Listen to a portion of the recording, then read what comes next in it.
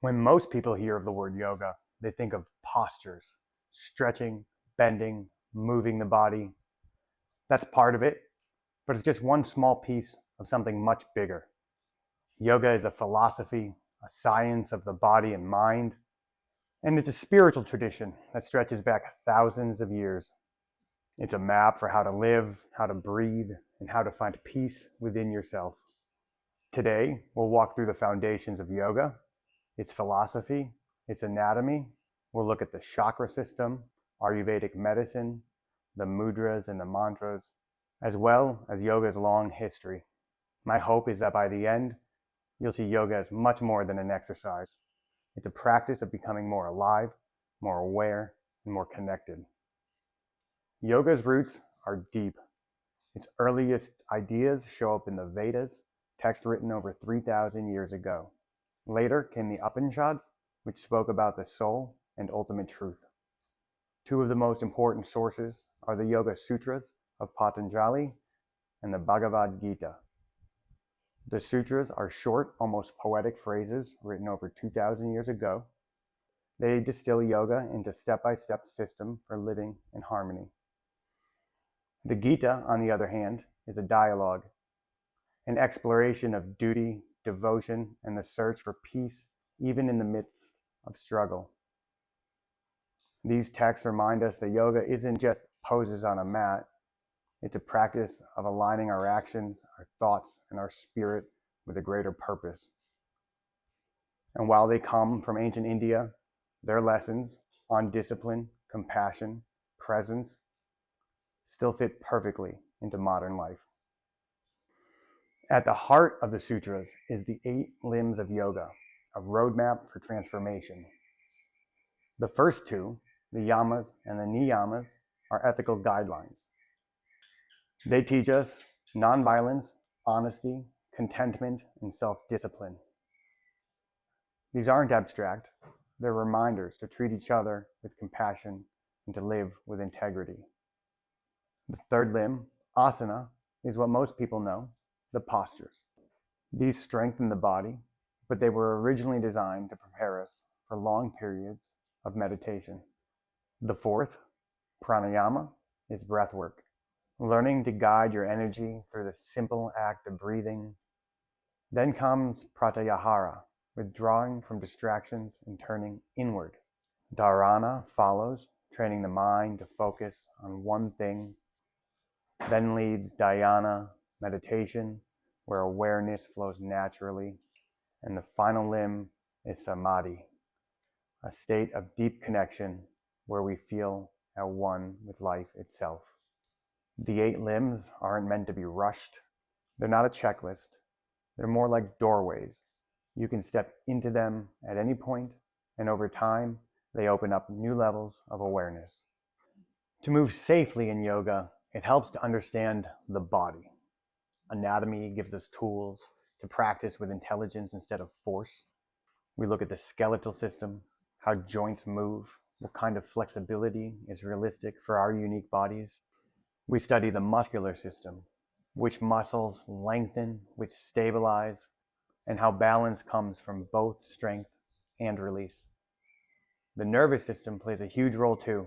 Slow breathing and mindful movement activate the parasympathetic response, shifting us from stress into calm. That's one reason yoga feels restorative. It's literally changing our physiology. Beyond the physical, yoga speaks of energy anatomy. The body is said to contain subtle channels, or nadis, and layers of being called koshas. These aren't visible under a microscope, but many practitioners experience them as shifts in vitality, presence, and clarity. Anatomy, both physical and energetic, reminds us that yoga is not about forcing the body into shapes. It's about creating space, flow, and alignment within.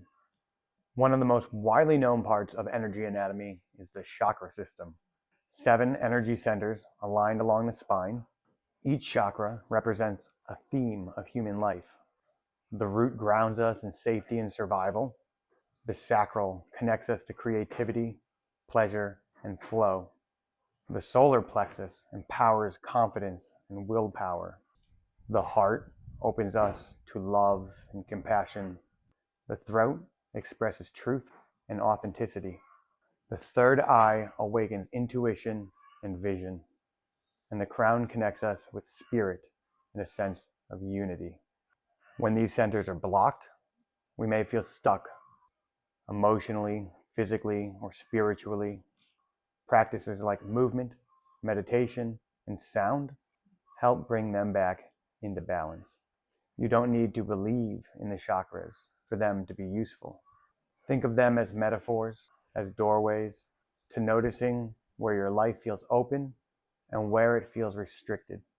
Yoga's sister science is Ayurveda, a holistic system of medicine that's over 5,000 years old. Ayurveda teaches that each of us has a unique constitution, or dosha, a blend of three energies: vata, air and space; pitta, fire and water; and kapha, earth and water.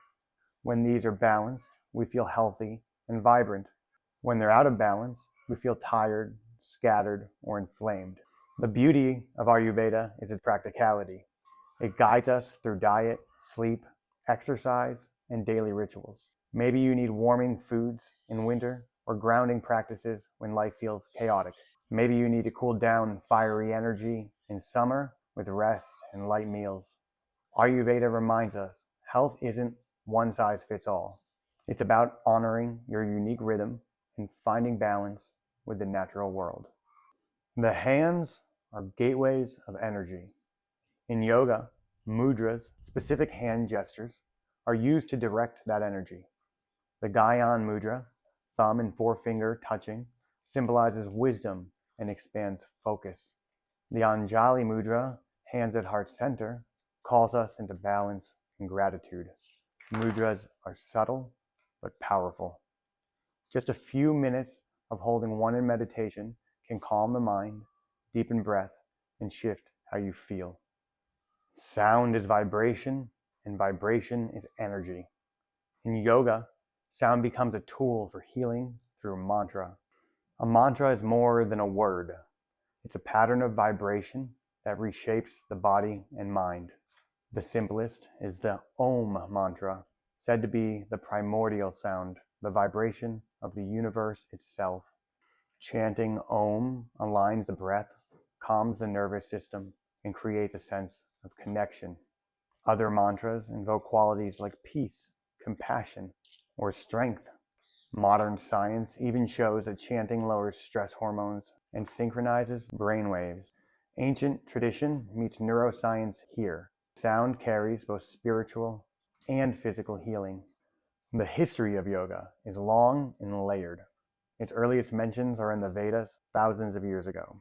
Over centuries, yoga evolved through many traditions. Bhakti yoga focused on devotion, jnana yoga, the path of knowledge, karma yoga, the yoga of action. Around the 2nd century BC, Patanjali systemized yoga in the sutras. Later, hatha yoga emerged with its emphasis on physical postures and breath work. In the 19th and 20th centuries, yoga began to spread beyond India. Teachers like Swami Vivekananda and others brought yoga to the West, where it blended with modern science and culture. Today, yoga is practiced globally in countless forms, from traditional ashrams to modern studios, but at its core, its purpose hasn't changed: union of body, mind, and spirit. So this is yoga: philosophy, practice, anatomy, energy, sound, and history. A living tradition that adapts to each of us, offering balance and clarity. You don't need to master everything at once. Start with one breath, one stretch, one moment of quiet. Yoga will meet you where you are, because yoga isn't about touching your toes. It's about touching your heart. It's about opening your mind. It's about living with presence, compassion, and connection. That's the journey of yoga. And it begins the moment that you say yes.